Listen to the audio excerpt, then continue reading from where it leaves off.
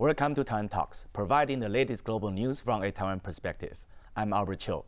CNN recently covered Taiwan's challenging pedestrian situation. We addressed this issue a few months ago on TaiwanTalks.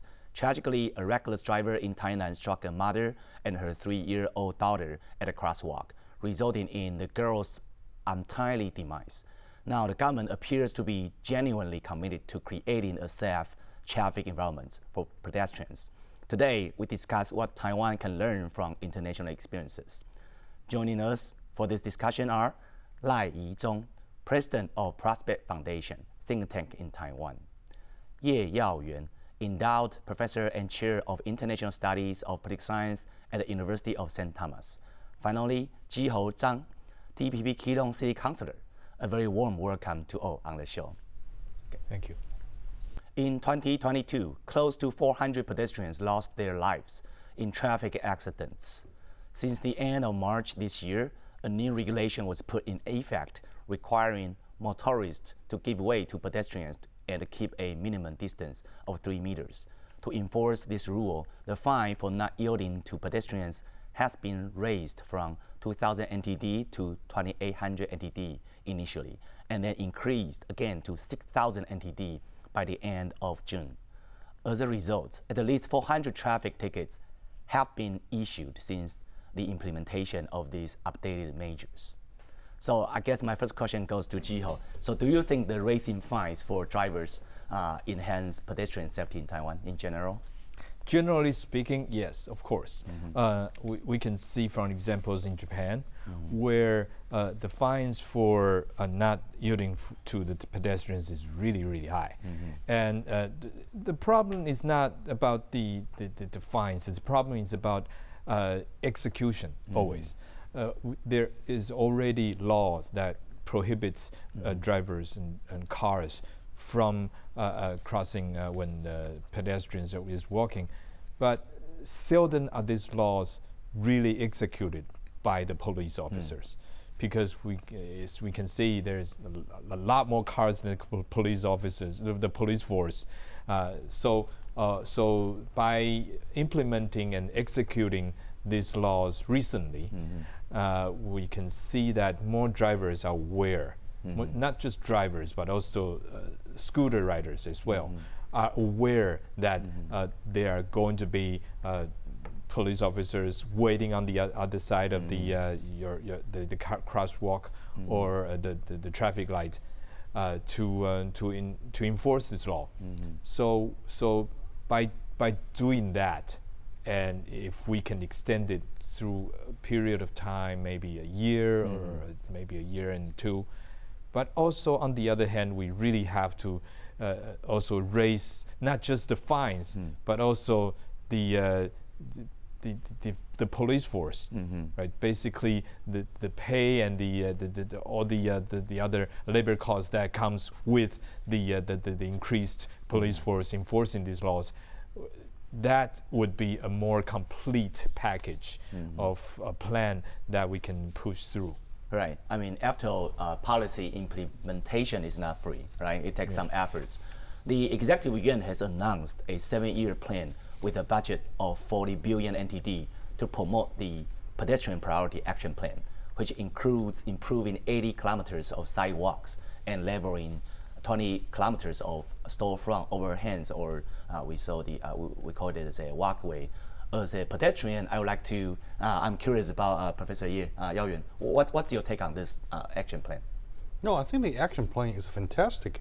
Basically, the infrastructure of the sidewalk in Taiwan, they haven't really been renovated, haven't really been implemented. So a 40 billion actual dollars try to build up the pedestrian sidewalk. I think that's an amazing budget to be spent. But of course, I mean, if you look at the sidewalk qualities in Taipei or new Taipei cities, basically they are top notch of Taiwan. But if you happen to have the chance to go to some other city, for example, like Taoyuan or Hsinchu or Tainan, I mean, if you keep going to the south, you'll find that the sidewalk aren't really existence among those cities. Right. So, I mean, I think the next big questions that we should ask is, Well, since we have a 40 billion NT dollars budget here, and how are we going to actually, distribute them to different cities, to different counties? Because everybody needs them. I mean, it's not a luxury goods just for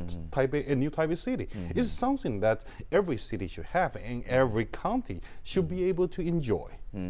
Well, some of the budget is still in the hands of local magistrates. Yeah. So, in order to achieve that goal, there has to be a consistency between the local governments and also the central governments. But unfortunately, sometimes they belong to different parties and control. Of course. And different agenda. Okay. The next question is the lack of uniformity of a storefront overhangs. Now I want to focus on this, which often is blocked by parked scooters. Some nice vehicles, but not so much. Most likely scooters, motor scooters, and other obstacles. Okay, people hug their personal stuff over there.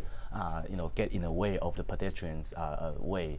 Okay, so frequently force the pedestrian onto the road when they try to pass. So we are not only talking about sidewalks. We also talk about that part, which is very specific to Taiwan. So, Jiho, what's your observation of this part of the situation? Well, historically speaking, I think we have a lack of public transportation system throughout the whole island, the whole country, not just in Taipei or New Taipei City, but all the other different cities. And because of that, people opted for having their own cars and having their own scooters to get around town. Therefore, we have this large amount of scooters and cars that needed parking space. So if we gave into that pressure and just build more parking spaces for the scooters and the cars, we will never get out of this vicious cycle. So I think the bottom line is we need to reconstruct our public transportation system, and especially in all parts of the country, not just in the major cities, but also at least the business districts of smaller cities like Hsinchu, like Keelung, like Changhua, where when there is a densely populated area or people tend to walk and shop and go about their lives in these parts of the cities, then that would be a place where you can start having some sort of a public transportation going, so that people don't actually have to ride a scooter over or drive a car over to do their shoppings and daily leisures. So in that way, we can reduce the use of the cars and scooters. But on the other hand, we are in this transitional period where the pedestrians' rights is now being in the forefront of our daily debate. But on the other hand, we still have all these scooters lying around that people still use every single day. So I think Taoyuan has made this example, and also Keelung also follows through with much scrutiny, of course, that we are allowing some sort of parking inside for the scooters, but there's a regulation on how much you can park and how much space you need to state for the pedestrians to walk by, and at least for these wheelchairs and baby carts to be able to go through. So those are some of the transitional sort of policies that we have to go through, although it's not going to please everyone. But that is a workable plan that for us to transition from a pedestrian center traffic into a pedestrian center traffic. Okay, Yao-Yuan, your hometown is Taoyuan, even though you are now working in Texas. So how's the storefront walkaway, the situation over there in Taoyuan? Well, or maybe there's a progress of the past 2 decades.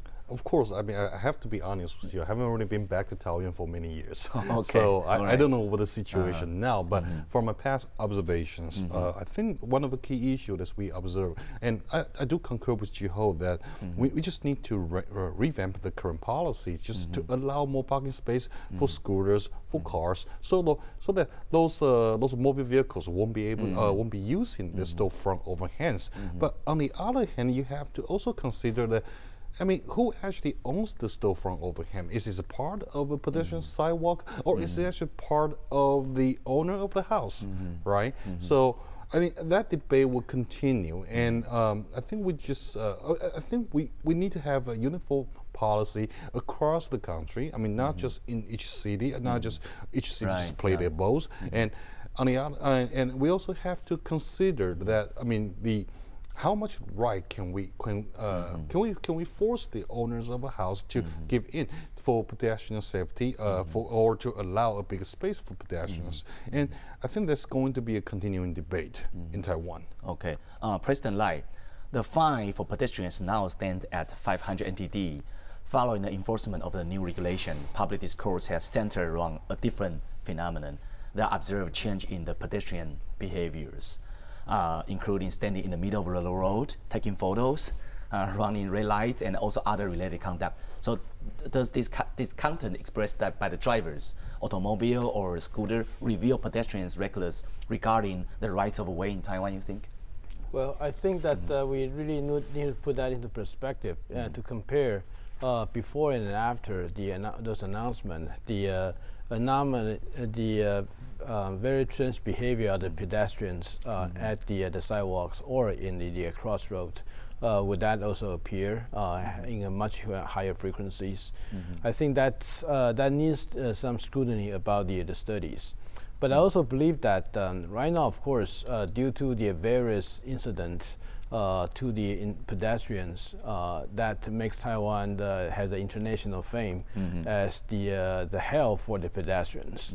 And there are people also, domestic populace also demands some answer and actions to address the issues. And a lot of them, they pointed to the drivers, the drivers as the cause, and not yielding to the pedestrian as the drivers causing the problem. But on the other hand, sometimes you look at the drivers, you could find all kinds of excuses, whether that's true or not, that the driver has to go through in order to catch up the time, or the driving condition wasn't as good. There are a lot of the blind spots, so that the driver just cannot see. I think all those needs to take into account about how the overall policy should be. But so I think in addition to the immediate band-aid about punishing the drivers.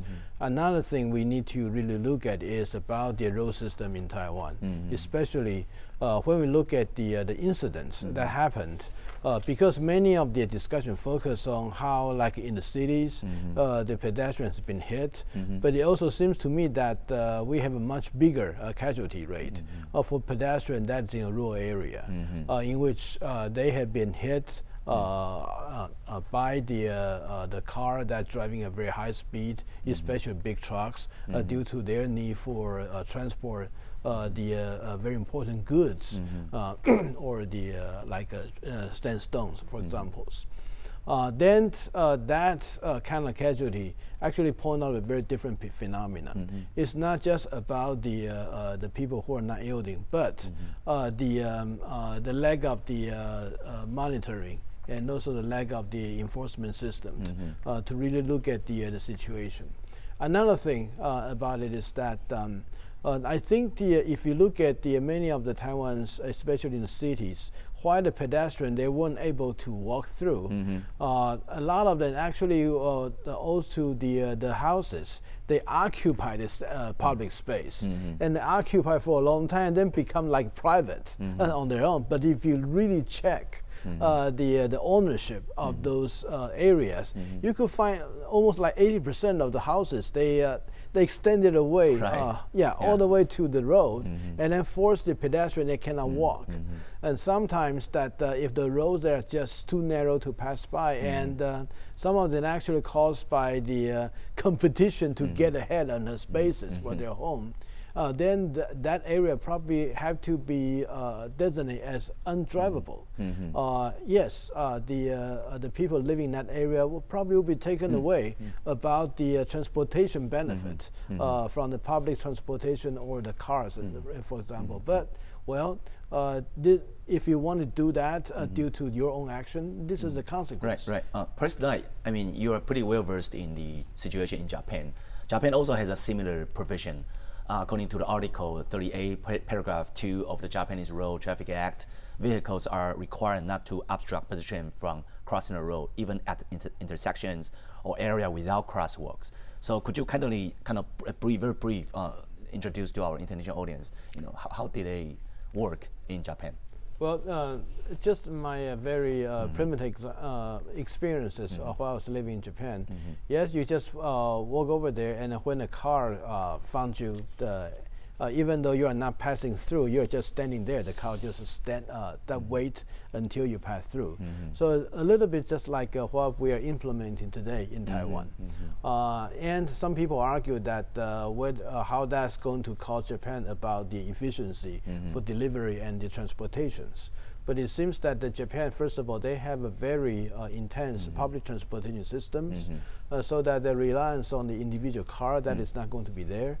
And second, even for the people who walk through those, I think if you look at the design for the road and the traffic lights especially, they really take into account to avoid all the blind spots, so that the driver, when they are there, they have a clear visions about what is going on, rather than some of the blind spots actually prevent them from seeing through the issues. All right. Earlier, I interviewed Taipei City Councilor Vincent Chao. Vincent has dedicated considerable attention to traffic and pedestrian rights of way matters in Taiwan. Let's take a look. It seems like Taiwan really only pays attention to pedestrian safety and the crosswalk rights when a devastating event shocks us into action, right? I mean, take the recent horror in Tainan, for example, where a reckless driver hit a mother and her 3-year-old son at a crosswalk, and the boy sadly passed. So it was a gut-wrenching reminder of what's at stake. So do we agree that it often takes such a heartbreaking incident to get the government and the public moving on traffic safety improvements? Well, I think yes and no. I mean, just look at Taipei, for example. We have over 40 to 50 pedestrian deaths every year. And that's for a long time coming, and this rate has actually increased in recent years. So it is true that these heart-wrenching incidents continue to happen, but I do think that at the same time, we're seeing a kind of civil society awakening on this issue of pedestrian safety. I mean, we had a number of pedestrian, I would say, protests in support of pedestrian rights a few months ago here in Taipei and across Taiwan. I think next month, certainly, or later this month, we will see more of these protests take place around Taiwan. So there has been a sort of awakening, and unfortunately, a bit of that has been galvanized by these tragic events that have taken place, but a part of it has just been recognition of this long-standing work that these civil organizations have put into the topic of traffic safety. Yeah, so there have been some progress. So at the present, car drivers and motor scooter riders in Taiwan are becoming more mindful of pedestrians, maybe as what you suggested, largely due to the hefty penalty and the raised awareness. So considering that we all can find ourselves as pedestrians at times, what steps do you think the Taiwanese government and its citizens should take next to discard its reputation as a hazardous place for pedestrians? Well, first of all, enforcement has to be sustained, and unfortunately that does not seem to be the case. So we've seen this nationwide crackdown on, for example, cars that cut pedestrians off and cars that take over sidewalks and crosswalks. Unfortunately, we're not seeing a sustainment of that. So we're pushing for it. A number of other legislators and councilors across Taiwan are pushing for it as well. But more holistically, there are always 3 E's when we think about traffic improvements. The first one is engineering, the second one is education, and the third one is enforcement. And all of these E's need to take place in tandem. And so it's not enough for us just to say enforcement takes place every so often. It really entails rethinking our engineering approach. Are our roads built to be safe? Are our roads built to be conducive to walking, to pedestrians, to public transit, to all road users. And so all of these need to take place at once, and if we can push all of these issues together, I think we have a real chance of reforming the traffic environment here in Taiwan. Considering the pedestrian safety as a part of human rights, so would you agree that one measure of a truly developed society is the ability for its citizens to walk freely and without fear on its streets? Does that apply to Taiwan even? Well, really, walking is the great equalizer. I mean, there are always going to be people that aren't going to be able to afford cars, motorcycles, and so forth. There's always going to be people in wheelchairs and baby strollers. And so walking is really just the equalizer. And so having a robust pedestrian environment, having places where people that walk feel safe and feel taken care of and are do so in a good environment, I think that very much is it. I mean, that's one of the symbols of a very civilized society, but also modern society. And so in that respect, I mean, Taiwan is a developed country, but we have a far ways to go when it comes to making sure that the rights of pedestrians and rights of all road users are respected. Vincent, in the interview, talked about three important dimensions, not only about enforcement, but also education and also the engineering. Okay, that's worth our thinking. Pedestrian safety represents not only a pressing concern in Taiwan, but also a critical global issue. Data from the United Nations Road Safety Fund, UNRSF, reveals a distressing statistic with approximately one person losing their life in a road traffic accident every 24 seconds worldwide. UN Special Envoys have highlighted the gravity of road fatalities, considering them to be more perilous than even climate change and the pandemic. Moreover, in the United States, the number of the pedestrian deaths resulting from traffic accidents has surged to a 40-year peak. So, Professor Yeh, would you kind of, because the logic behind the road design in Taiwan and also that in the United States is roughly the same, the road, would you kind of analyze the engineering and also the road design for the both countries? Yeah, sure. I mean, I think, like what you say, the United States and Taiwan, they both design a road or construct a road based on the vehicle-centric mindset, right? Right. So basically, we reserve most of the space for vehicles, for cars, and then I think the biggest difference I would say between the United States and Taiwan is when United States built its city plans, it always reserved pedestrian sidewalk. Disregard whether we're talking about East Coast, West Coast, or in the middle, in the West. Right. So basically, I mean, the pedestrian right is not infringed by, this vehicle-centric design. However, in Taiwan, I mean, probably because our population density is much higher compared to the United States, so we didn't really reserve the sidewalk for many cities. I mean, in Taipei, New Taipei City, you could see many of the sidewalks. But once you go down to the south, I mean, there are cities where the only way you can walk aside from walking on the road is actually to walk underneath the storefront overhangs. That's kind of like pedestrian sidewalk, but not really reserved for the purpose. Right. So that's the key issue that we observe here. So it's not about the design. It's about whether you include the pedestrian sidewalk in your design. And apparently, I mean, currently we're working in Taiwan to make this happen, but it's not there yet. At least everywhere. Right. I think you raised a great point that always has to be a space reserved for pedestrians. And so now there's a very important policy called pedestrian scrambles, which the Taiwanese Ministry of Transportation seeks to promote, can be observed now currently in several locations worldwide, including the Shibuya crossing in Tokyo, Japan, and New York, Beverly Hills in California, Toronto in Canada. This innovative approach entails entirely segregating pedestrians, as you suggested, signals from vehicle signals, leading to a complete pause in traffic flow to allow pedestrians to safely cross their road. So maybe, Jiho, you can go a short answer to this. How do we evaluate this new policy? Well, I'd like to see it being more implemented even more. And not only in major cities, but in Keelung, we also saw a few spots that was implementing the scrambles policies. But I'm afraid that it's only going to be temporary. Why? I hope because if you have a police force or say some police camera waiting at the crosswalk or at the traffic light, you can see the results.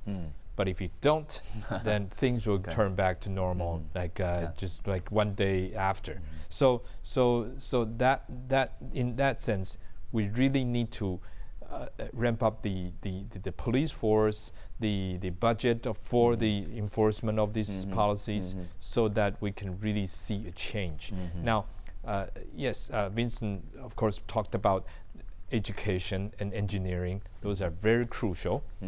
But education needs time. And what we don't have is time right now. So the world is dangerous as we are speaking right now. So therefore, enforcing such laws is top priority for the local, all the local governments. So and I would say that also it's almost like a chicken and egg problem, where we have roads that are built or designed as vehicle-centric. So do we change the road first, or do we change the people first?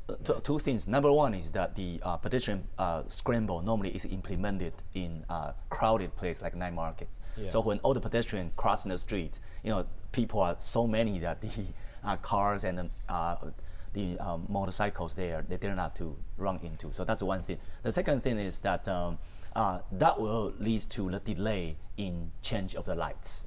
So the traffic jam will become more severe. I think that's one of the costs.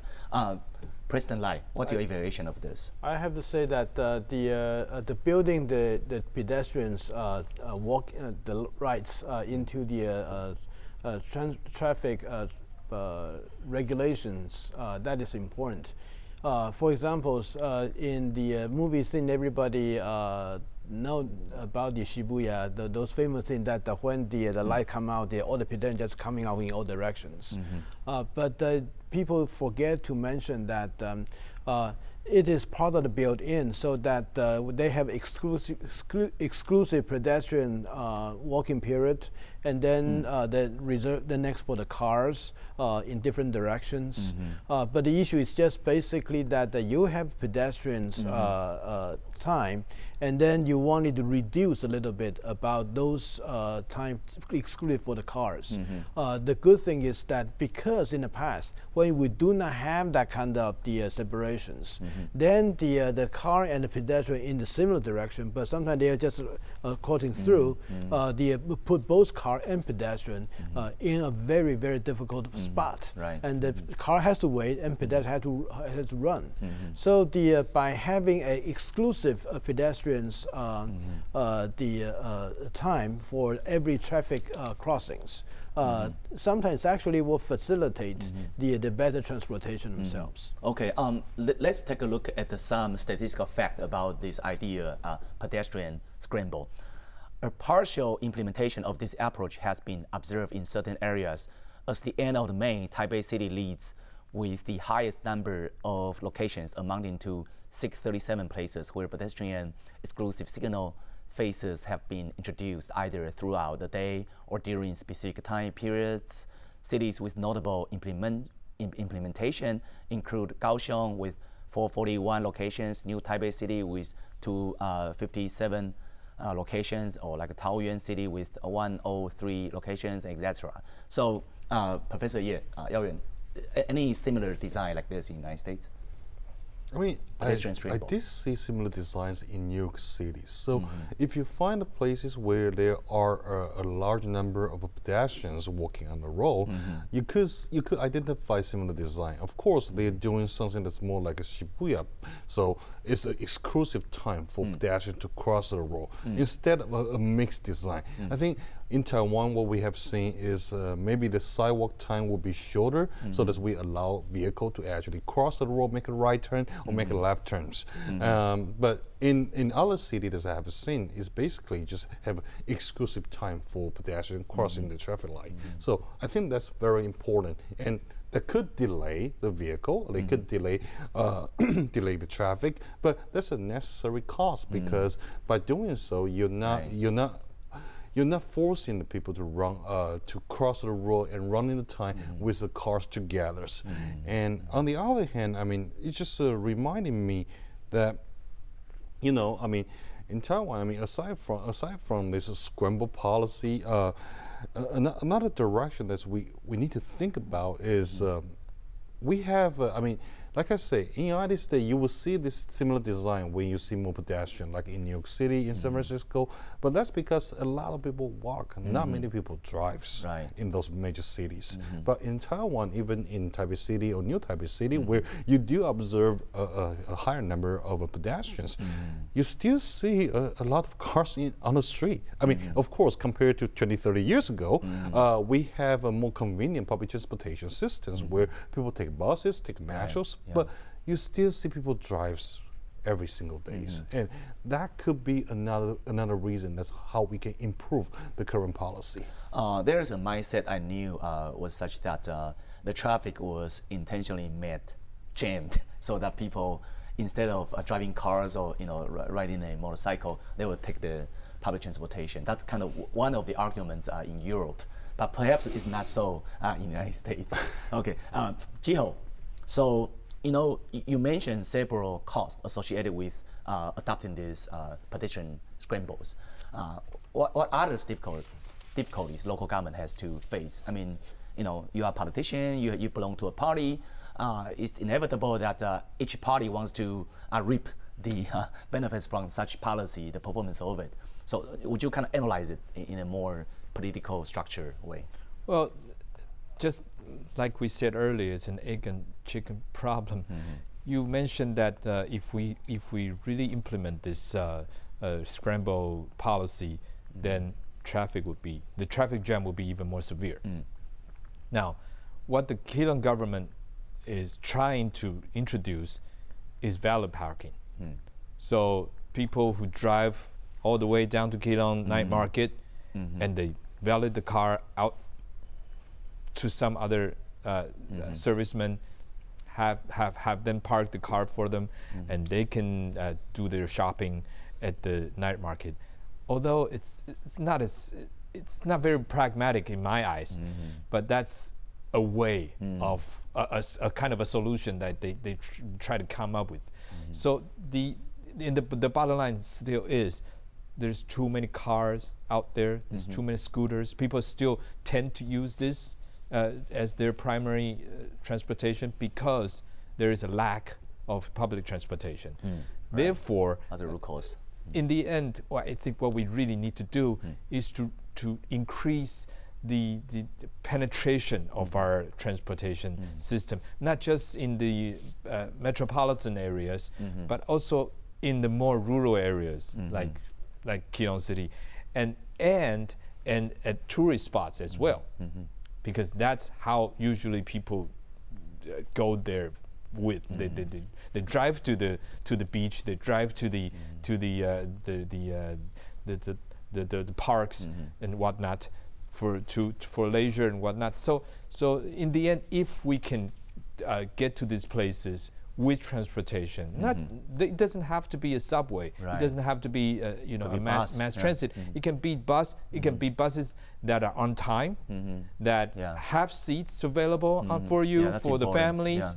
And that's for affordable, then yes, people just might increase the usage of the public transportations. That's why I always, whenever I encourage people to come and visit my city, I will always say, and please don't forget, take a bus over here, or take a train over here. Try not to drive. It's also easier. You don't need to pay for your parking. But of course, when we have this lack of penetration in the public transportations, it's just inconvenient for people to just take buses. All right, our reporter Azem conducted an interview with Donovan Smith, a political analyst based in Taichung, who immigrated to Taiwan at the age of 14 and has resided here in Taiwan for more than 30 years. Donovan shared his transportation experiences in Taiwan. Let's take a look. Taiwan's cabinet has recently introduced a pedestrian first plan, which encompasses 19 initiatives that focuses on the country's infrastructures and promoting education on road safety. So the ultimate goal of this is to give drivers a habit of giving priority for pedestrians on the road. Could you talk about your experience with traffic laws in Taiwan? And do you think these measures could effectively address pedestrian safety? Well, I first moved to Taiwan as a teenager in 1988. And since then, traffic has improved considerably. People, I think, forget what traffic used to be like in Taiwan. And so really right now, it's come a long way. It's much better than it used to be. It used to be that almost nobody wore a helmet on a motorcycle. One-way street signs were ignored. More recently, the recent attention on pedestrian safety started here in Taichung.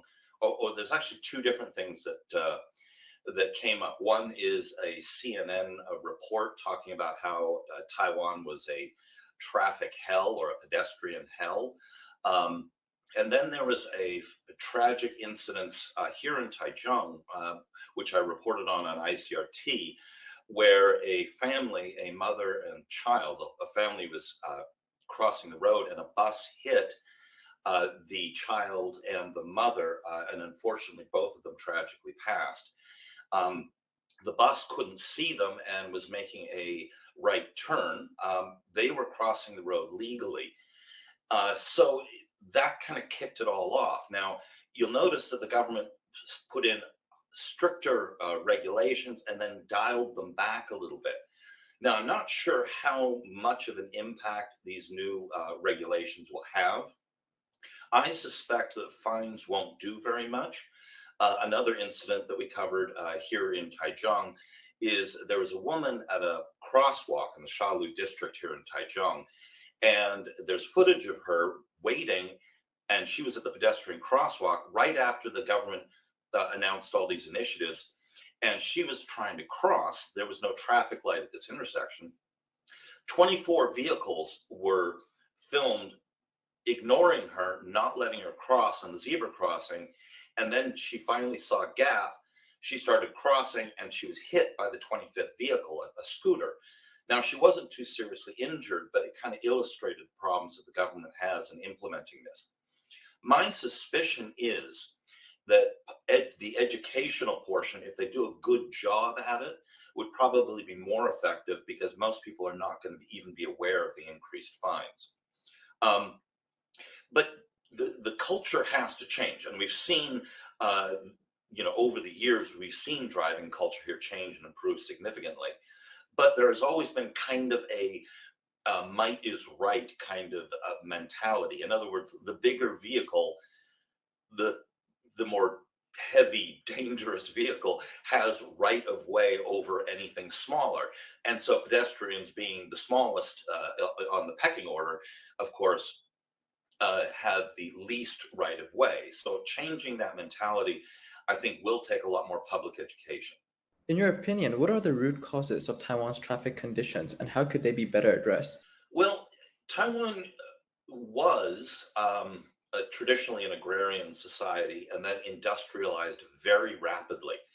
And generally, what you see is with agrarian societies, when they first start operating motor vehicles, they're not used to urban environments where they follow traditional routes and rules about this kind of thing. And so Taiwan has transitioned from being a third world agrarian culture to a modern industrialized culture very, very quickly. Now, it's worth noting that there are a lot of countries in the world where traffic is significantly worse than Taiwan's. Taiwan, I think, from the countries that I visited, it's 30 or 40 some odd, fits somewhere in the middle. It's not, say, as uniform and neat as Japan, but it's not as chaotic as, say, the countryside or smaller cities in China. So Taiwan has, again, come a long way. It still has a ways yet to go. But I do think that, Taiwan will get there at some point soon. But there is one caveat. Taiwan, because of the nature of the weather here and convenience and tight spaces and population density, there will always be a lot of scooters here because it's simply very convenient in this country, very practical, easy to park, inexpensive to buy. So they're the perfect vehicles for Taiwan. And that's always going to mean that Taiwan's traffic is going to be a little bit more chaotic than, say, in a largely car-based place like, say, Los Angeles. As Donovan highlighted the challenges of a transition from an agrarian to an industrial society in Taiwan, now my question will be kind of long shots. I would like to explore the issue from a cultural perspective. Does the Taiwanese concept of shared spaces between private and public realism differ from the Western notion? For example, when looking for a place to live, Taiwanese condo owners often prioritized minimal shared spaces that they have to share and pay for with their neighbors. Similarly, when driving or riding scooters, many Taiwanese view it as their personal time and expect pedestrians and others on public streets to yield to them. So to what extent does the Taiwanese conception affect the categorization of streets as private, public, or shared space? Jiho, maybe you're the one to answer this question. I think that also comes back to a kind of civil sense of responsibility. So that when we ask for more pedestrian rights, we also have to give up a certain right to space, especially on the storefront walkways, where we're not just pedestrians. Sometimes we are also house owners and store owners. Right, yeah. And how do we view this space in front of our stores? Do we give them to the pedestrians, or do we keep them for ourselves?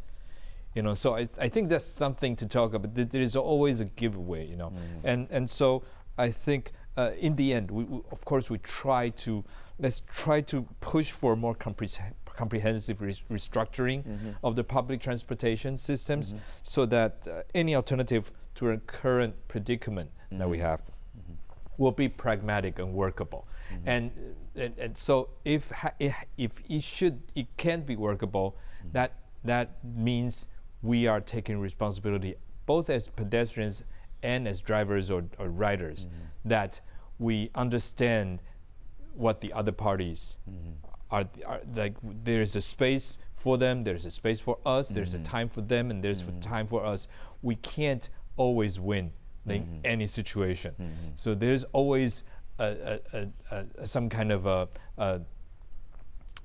you always have to give up a little bit of your own, so that the whole can persist. Yeah, this one might be a long shot. Perhaps not many people will agree with this notion, but President Lai, you are such a good theorist. Many people are a fan of your articles and stuff. But would you kind of help us to figure out what's the culture behind this traffic problem in Taiwan? Basically, I think that it's important to instill the idea that pedestrian is part of the traffic, and that is they have the same right as cars, because in Taiwan we usually look at the roads as that's for cars, not for people.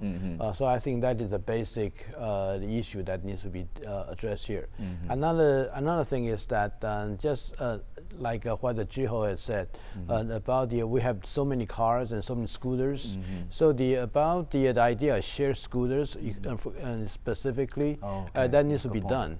Right now we already have the culture about like a public or the service bicycles, which everyone now accepted it. And so the issue is just next. We probably should go a little bit higher to the scooters itself, to reduce the need for each individual for their scooters. They need to have scooters, and also that could reduce the number of scooters, hopefully. The final thing will be that just as the public transportation systems to build up, but the other thing is that we really need to look at the road, that some of the roads are just not for driving. And those roads needs to be declared as this is just for the pedestrians. So in order to avoid the kind of the competition between pedestrians and the cars, and also try to find out a way that for people living in that area, how their daily transportation and moving needs can be addressed. Right. Okay. Yao-Yuan, this question goes to prioritizing pedestrian safety education. Now we are talking about education. Now over imposing heavy fines is crucial. while fines may elicit fear among road users, it is through education that's lasting, transformed. It's better. So do you have any suggestion for the government to do regarding education? Well, I think we need to build out the mindset that the pedestrian always have a priority of using road disregard when we're talking about a sidewalk, or maybe because the sidewalk wasn't existing, so they have to walk on the street, right? I grew up in Taiwan. I remember when I grew up in Taiwan, I think our parents used to tell us that we need to be mindful of ourselves when we walk on the street. And it seems like, well, it should be vice versa, or reverse way, that you should tell the drivers, disregard whether you're a driver of motor vehicles, the cars or the scooters, that they should be mindful of a pedestrian. And that has to be, those two things, right? Prioritizing the pedestrian rights on the street, and second, not necessarily criminalizing, but at least demoralizing the idea that the driver always have the use of a right in Taiwan. And those can be implemented in the education system since the use, in the elementary school, so that the next generation and the following generations would understand that, all right, if I'm walking on the street, I'm the boss. I have the right. Even though sometimes you may not do exactly the right thing, but once that concept has been built up, then the driver will be more mindful of pedestrian on the street, and the pedestrian will feel much safer when they walk on the street. Yeah, I think you made a great point. Just before the show, we talked about what habits has been established in Taiwan, loitering, right? Many years ago, people don't feel bad about throwing out casually the garbage, but now it's very seldom for you to see that kind of behaviors because they'll be condemned easily. Okay, the last question goes to Jiho. So, every country has their own ideal model. So if Taiwan in the future, what kind of the Taiwanese traffic model that's maybe not perfect but okay by everybody will look like in the future, you think? I think we could have a very comprehensive public transit system, not only within the major cities, but also in all parts, at least like I said, the business districts of towns and townships in all across Taiwan, where the use of cars and use of scooters is reduced to a minimum. And of course, there are people that need the truck drivers, the delivery drivers, they of course would need that. But for the other people who use it only for leisure uses, I think we can reduce them to the minimum. And when the people, because we are seeing a trend of people moving into the metropolitan spots in every city already, so it's time. It is time and opportunity for us to upgrade and to restructure our public transportation systems. This is, of course, it's already supported by the people, but what we lack, I think, is still that we are pushing for it. On the other hand, we are still holding on to our rights, to our cars, and our love for freedom and the roads. I think those things need to exist, but they have to be reduced to a minimum.